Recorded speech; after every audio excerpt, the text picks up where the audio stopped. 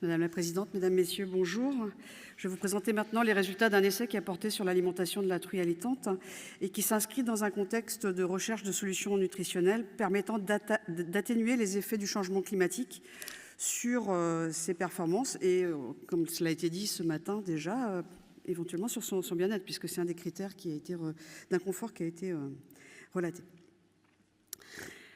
Alors, vous savez que la truie allaitante est un animal qui est particulièrement sensible au stress thermique dès lors que sa température de confort est inférieure à 20 degrés et que dans la plupart des salles d'élevage qui ne sont pas équipées de système de refroidissement, cette température est supérieure à la température de confort de la truie, ce qui génère un stress thermique chronique, mais qui dans certains cas peut également être associé à un stress thermique plus aigu dès lors qu'on a des fortes montées de température plus ponctuelles dans les salles.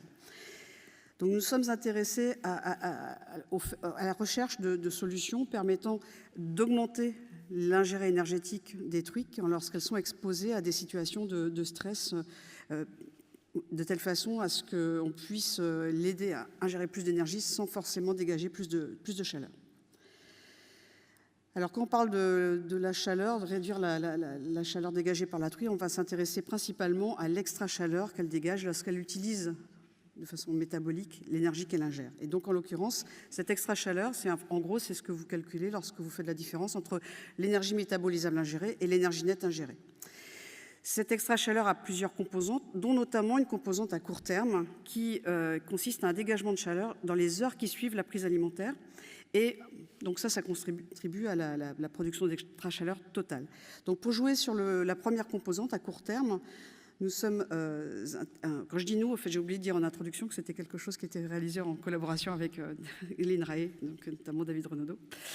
Donc nous sommes intéressés à essayer de réduire la quantité d'extra-chaleur produite pendant ces heures en modifiant la distribution d'aliments, en modifiant le nombre et le moment où on distribuait l'aliment.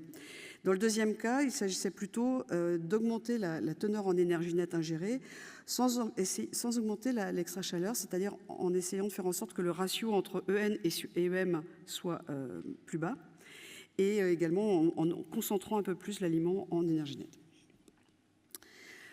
Donc, chacune de ces deux conduites alternatives qu'on va appeler l'eau 10 pour distribution et l'eau Ali pour alimentation ont été appliquées soit en continu pendant le premier essai.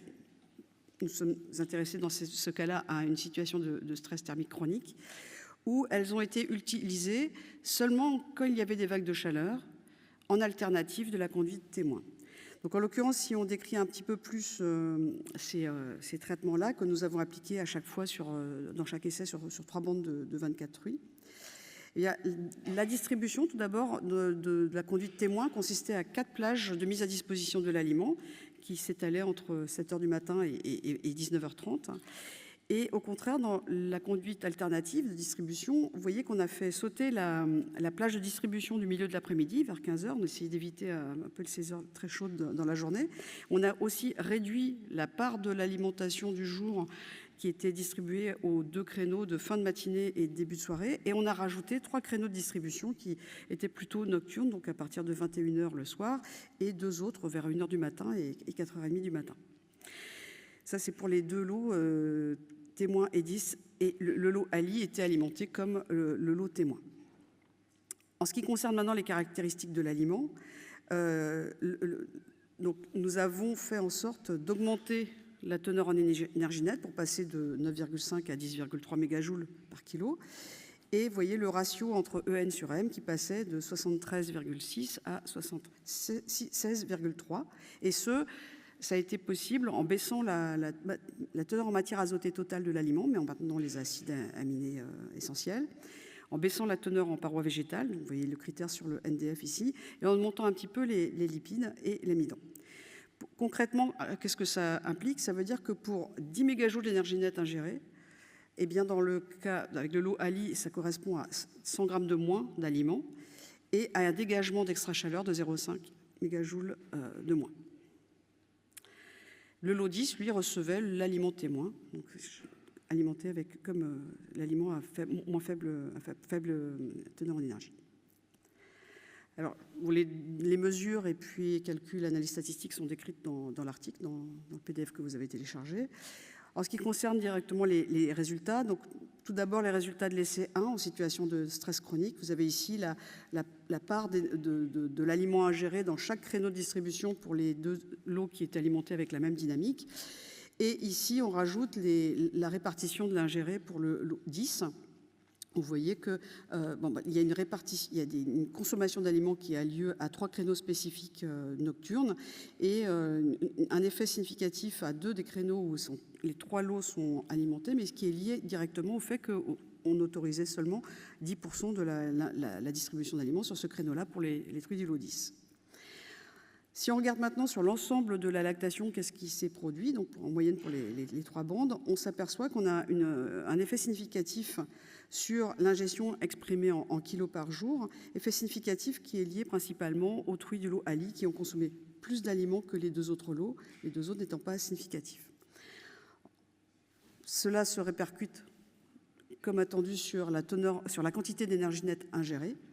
Et vous voyez qu'au contraire, sur l'extra-chaleur, on s'aperçoit qu'on n'a pas de différence significative. Donc tout se passe comme s'il y avait eu un ajustement pour une quantité d'extra-chaleur dégagée qui fait que ça ajuste la quantité d'énergie nette ingérée, notamment en faveur du lot Ali.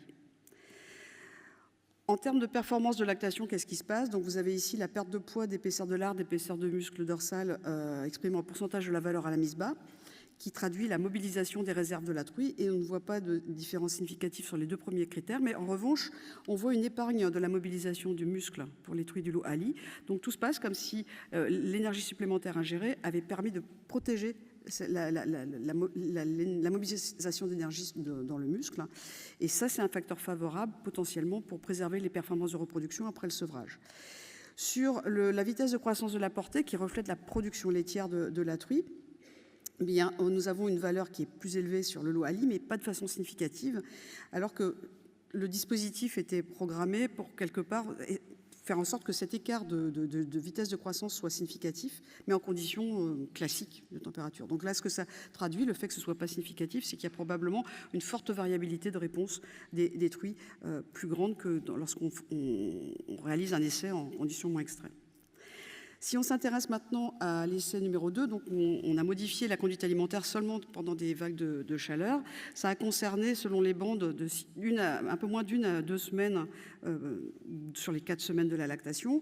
Donc vous avez de la même façon sur la gauche le graphique qui indique la répartition de l'aliment ingéré.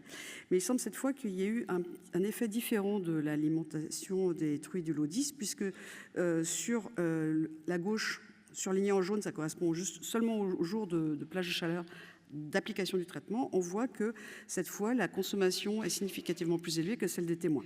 Et elle est tellement plus élevée que ça se répercute également sur l'ensemble de la lactation. Avec, de la même façon que tout à l'heure, une extra-chaleur qui est comparable entre les 3 traitements, mais cette fois-ci, les truies du lot 10 ont réussi à manger un peu plus d'énergie. En revanche, on ne voit pas d'effet significatif sur la mobilisation des réserves, peut-être du fait de la brièveté de l'application de ces traitements. Mais de la même façon que tout à l'heure, on a des écarts sur le GMQ de portée qui sont du même ordre, mais pas non plus significatifs. Donc, en conclusion, ce que l'on peut voir, c'est qu'à partir de résultats d'essais réalisés donc, en 2021, alors que l'été n'était finalement pas si chaud que ça, avec un nombre de vagues de chaleur limité, si on compare avec l'année suivante, on a vu qu'on pouvait augmenter la quantité d'énergie nette de la truie allaitante selon le levier activé et selon les conditions également d'étude. En l'occurrence, les vagues de chaleur, quand on a appliqué ça sous forme de traitement temporaire pendant les vagues de chaleur, les 2 leviers étudiés ont donné des résultats intéressants, que ce soit la modification de la distribution ou la modification de l'aliment. En revanche, en situation de stress chronique, la modification de la dynamique de l'aliment n'a pas donné les résultats similaires, peut-être du fait d'une adaptation des truies à cette dynamique qui fait qu'elles n'ont pas répondu de cette façon. Et quant à l'effet sur la mobilisation des réserves, on l'a montré de façon significative qu'en situation de stress chronique, avec un effet favorable potentiellement sur la reproduction après le sevrage, et en revanche pas suffisamment marqué en situation de vague de chaleur. Donc, potentiellement, il faudrait le retester sur des situations plus extrêmes que celles que nous avons utilisées. Voilà. Je remercie Inaport pour son soutien financier pour la réalisation de cette étude et les équipes techniques qui ont permis de conduire les animaux et récupérer les résultats. Et donc, je vous remercie pour votre attention.